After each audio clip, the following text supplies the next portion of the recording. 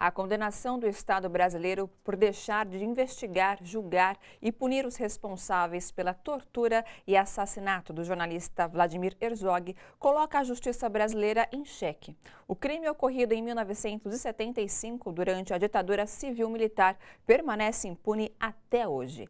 A Corte Interamericana de Direitos Humanos, além da condenação ao Estado, determina o início imediato das investigações sobre o caso.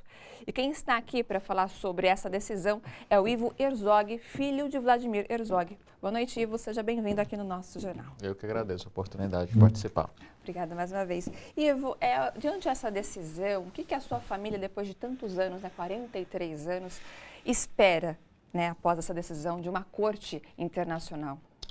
Acho que vocês colocaram muito bem, que finalmente comece a se investigar as circunstâncias da morte do meu pai, para que a gente tenha uma versão oficial dos fatos, as pessoas que participaram desse processo, toda a cadeia de comando, não simplesmente os executores da tortura, sejam identificados e levados à justiça. No caso, foram muitos anos, né? Você tinha cerca de 9 anos quando tudo aconteceu, né? Então, desde 76, vocês entraram com uma ação, no caso, anulando a questão de que foi suicídio. Na realidade, a ação de 76 era uma ação declaratória de responsabilidade do Estado sobre a morte do meu pai. As tentativas que nós tivemos de fazer um processo pelo assassinato, para provar o assassinato, a justiça sempre bloqueou, alegando a questão da lei da anistia e, posteriormente, a questão de decurso de prazo, questão temporal, né? E agora, essa decisão da Corte Interamericana de Justiça, caracterizando todos, isso é muito importante, inclusive, não só a questão do meu pai, né? Acho que todos os mortos aparecidos daquela época como crime de lesa humanidade e pelo direito internacional. Existe um entendimento desde 1946, ou seja, é um objeto jurídico bastante maduro, que diz que esses crimes são imprescritíveis e não são sujeitos a nenhum tipo de perdão, a nenhum tipo de anistia. Eles devem ser julgados pelo Estado. O Estado tem que fazer o trabalho dele de levar a investigação adiante, identificar o processo que aconteceu e levar a julgamento. Eu queria te perguntar se você acredita que com essa decisão da Corte Interamericana, os outros casos, poderiam ser reabertos? Sim, o caso Vladimir Herzog, historicamente, tem sido um protagonista para iniciar processos. A gente teve alguns anos atrás a questão do atestado de óbito, quando a gente conseguiu a retificação, que até então o atestado de óbito do meu pai, assim como de outras vítimas, falava em suicídio, falava em maluquices das mais diversas. E a gente conseguiu, há alguns anos atrás, que o atestado refletisse as condições da morte do meu pai por maus tratos, né? Já indicando que não foi ele que tirou a vida dele, foi um terceiro que tirou a vida dele. O atestado não fala em tortura e não fala em assassinato, porque nem cabe isso naquela peça, naquele documento. Mas é muito importante isso, né? Eu acho que a gente vive num país, numa nação que tem uma história e a gente quer virar a página dessa história. Mas primeiro a gente precisa escrever essa página. Exatamente, Ivo. Em relação ao Estado, vocês pretendem acionar o Estado? Já existe um planejamento? Como que seria? Bom, é tudo muito recente, né? A sentença saiu ontem à tarde, um longo documento. Eu já vi algumas informações que o próprio Ministério Público Federal pode ele mesmo e deve ele mesmo pedir a reabertura do processo. Eu pretendo, nos próximos dias, ir a Brasília e entregar a sentença em mãos para os representantes do nosso governo, os três poderes, né? E ao STF, ao PGR, ao Congresso, nas duas casas e ao próprio presidente da República e fazer uma entrega formal dessa sentença, que é uma sentença ao Estado, e já pedindo uma resposta ao Estado para que cumpra essa determinação. Você mesmo acabou de mencionar que foi algo muito rápido, né? Vocês receberam isso com surpresa? Talvez já tinham perdido um pouco as esperanças que isso pudesse acontecer? Assim, quando eu digo foi muito rápido, aconteceu ontem e eu estou falando com você não, sim, praticamente 24 horas depois. O processo na corte demorou 8 anos aproximadamente, se eu não me engano. Então foi um processo muito lento.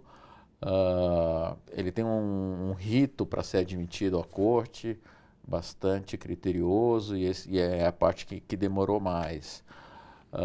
Na realidade, a gente estava muito otimista em relação à sentença. A gente tem o caso do Araguaia, que a corte já foi bastante incisiva, bastante firme com relação ao Brasil.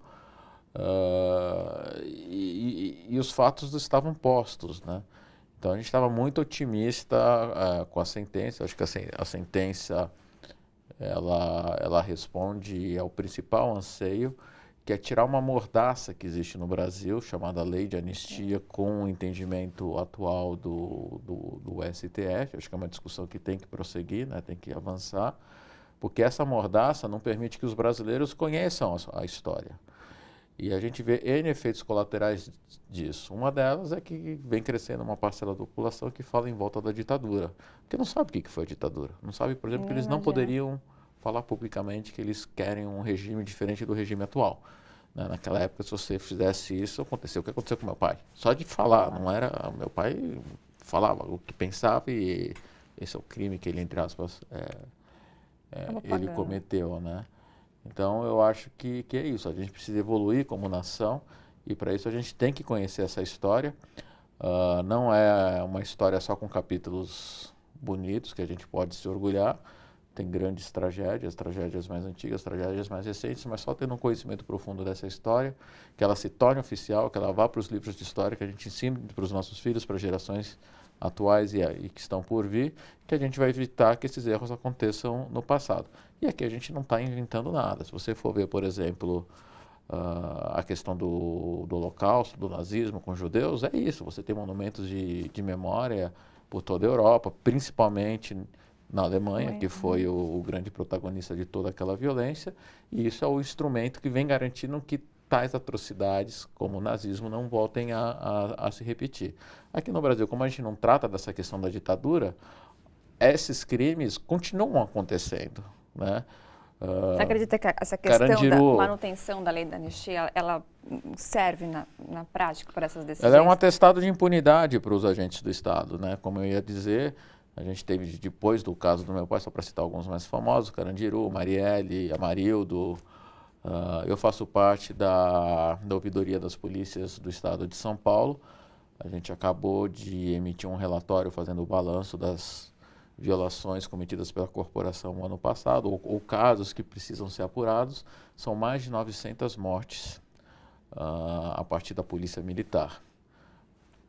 E por que você tem esse número, que é duas vezes o número de morte durante a ditadura, né? Então, por que você tem isso daí? É porque você tem um processo de impunidade. Eu acho que a lei de anistia, do jeito que ela é interpretada no Brasil, que é único no mundo, a gente também precisa entender isso, não é assim que funciona no mundo todo, é só aqui. Essa lei de anistia é o grande símbolo, é o grande atestado de impunidade, a carta branca que se dá para que o Estado haja da maneira que lhe convém e oprima a população, a quem ele deveria proteger. A população acaba se sentindo ameaçada por esse Estado, que é um contrassenso absurdo. Perfeito. Bom, Ivo, obrigado, viu, pela sua participação. Eu agradeço e fico sempre à disposição. Parabéns pelo trabalho de vocês, eu acompanho e é maravilhoso. Obrigada mais uma vez. Obrigado.